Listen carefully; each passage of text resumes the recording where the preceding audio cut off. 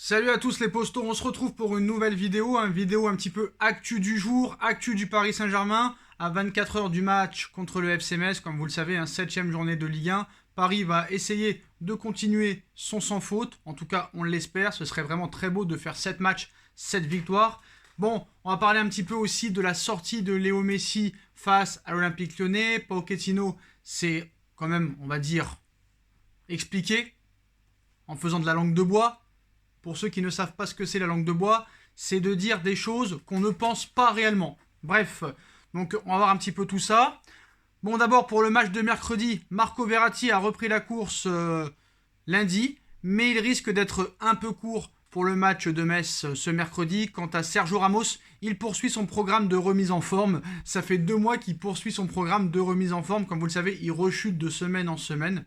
Mais bon, apparemment, le retour à la compétition de Sergio Ramos serait quand même assez proche et pourrait intervenir lors de la trêve internationale. En tout cas, juste avant le match de la trêve internationale.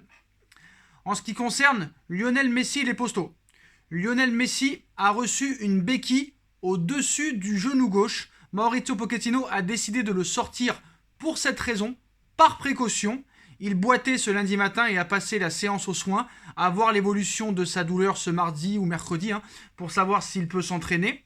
Lionel Messi a été sorti par précaution par Mauricio Pochettino hier, confirme RMC Sport. Bien qu'il voulait quand même rester sur le terrain, l'entraîneur du PSG l'a vu se toucher les genoux et n'a pas voulu prendre de risques. Son entourage explique qu'il ne sera jamais content de sortir quoi qu'il en soit, même s'il est blessé. Ça prouve quand même le professionnalisme de Lionel Messi.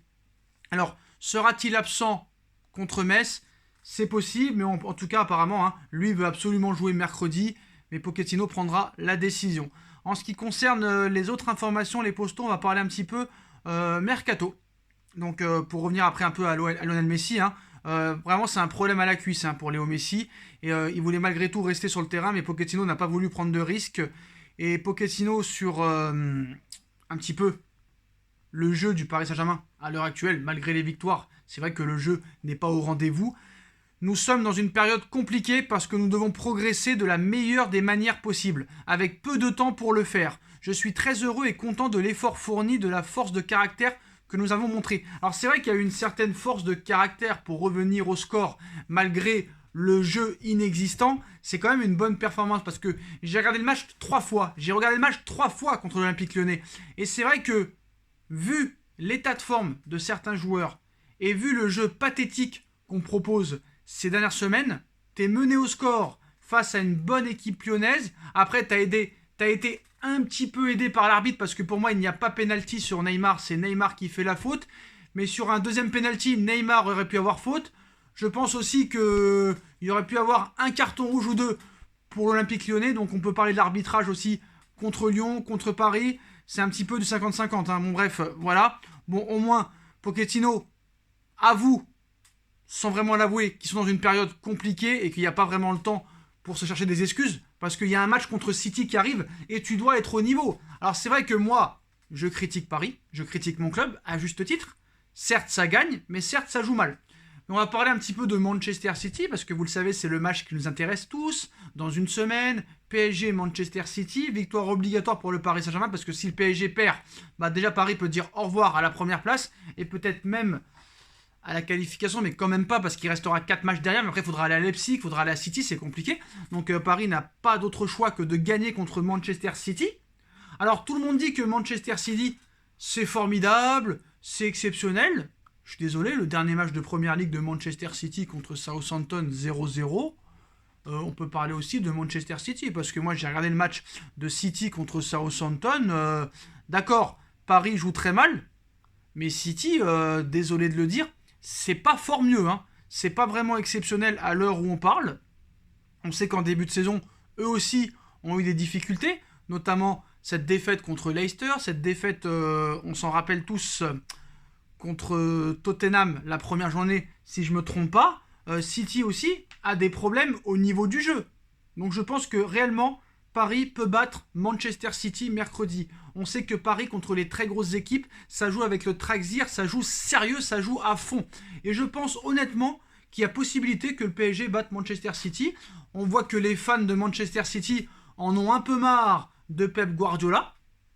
Alors Pep Guardiola est un bon entraîneur, mais je suis désolé, avec les moyens qui ont été donnés à Guardiola pour le recrutement, il y a toujours 0 Ligue des Champions, comme le Paris Saint-Germain. Il y a seulement une finale de Ligue des Champions, comme le Paris Saint-Germain. Et je suis désolé, lors des dernières demi-finales contre City, Paris avait vraiment dominé 3 mi-temps sur 4. En tout cas, c'est mon avis, et si vous êtes honnête, vous le reconnaîtrez. Mais moi, je suis désolé. Franchement, Paris a une chance contre Manchester City. Il va falloir prouver autre chose dans le jeu, parce que si tu veux battre City, tu ne peux pas avoir tout le temps la chance. Alors c'est vrai qu'il y a des équipes qui se sont construites sur de la chance. Il y a beaucoup d'équipes à l'époque, comme le Real, comme le Barça, à des fois, pas tout le temps, mais des fois, ça s'est construit des victoires sur la chance, mais tu ne peux pas avoir toujours la chance avec toi. Ce n'est pas possible. Et contre City, il va falloir montrer une identité de jeu. Il va falloir être efficace devant le but, jouer tous ensemble, jouer collectif, sinon ça ne marchera pas. Donc voilà les postos pour ces infos. On va passer maintenant au mercato, les postos. Le FC Barcelone est intéressé par Paul Pogba, mais il y a plusieurs clubs qui sont sur ses traces et qui sont devant le FC Barcelone sur ce dossier. Le PSG est toujours là, tout comme le Real Madrid et la Juventus. Et en outre, bien sûr, Manchester United veut le prolonger. Si Paul Pogba ne prolonge pas avec Manchester United, c'est le Real Madrid et le Paris Saint-Germain qui seront favoris pour attirer la pioche.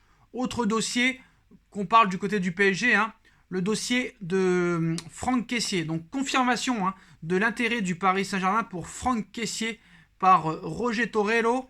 Le FC Barcelone, la Juve, Tottenham et Liverpool le suivent également. Oui, ce sera un joueur libre. Donc forcément, ça va encore être le salaire qui va vraiment être le gain de l'appât. Parce que le Barça n'a pas d'argent. Tottenham, sur les salaires, ils ne sont pas exorbitants. Je pense que voilà, Paris sera favori dans ce dossier.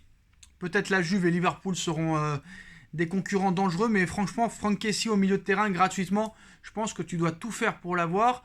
On sait que Paris a déjà commencé les négociations avec Paolo Maldini, le directeur sportif de l'AC Milan, et que Paris pourrait avoir une longueur d'avance sur ce dossier.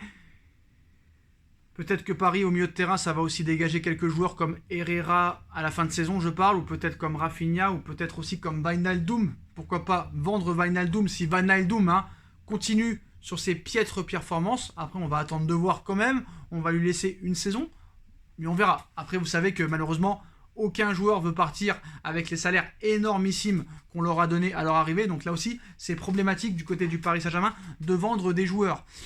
Il va falloir quand même essayer de vendre, parce que l'été prochain, il y aura beaucoup de joueurs qui seront à 1 an de la fin de leur contrat. Icardi sera à 1 an de la fin de son contrat.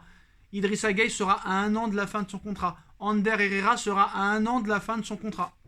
Mbappé sera libre. Donc si tous ces joueurs-là partent encore gratuitement d'ici 1 an ou 2, ça risque d'être complètement catastrophique. Et il faudra quand même rendre des comptes au niveau de la masse salariale, au fair play financier, au nouveau fair play financier, qui verra le jour normalement en début 2022. Donc voilà les postos, les dernières informations sur l'actualité du football et du Paris Saint-Germain. Dites-moi en commentaire ce que vous en pensez. Je compte sur vous pour bombarder la barre de like. On like, on partage, on commente, on s'abonne. Et on se retrouve très vite pour une nouvelle vidéo les postos. Tchuss.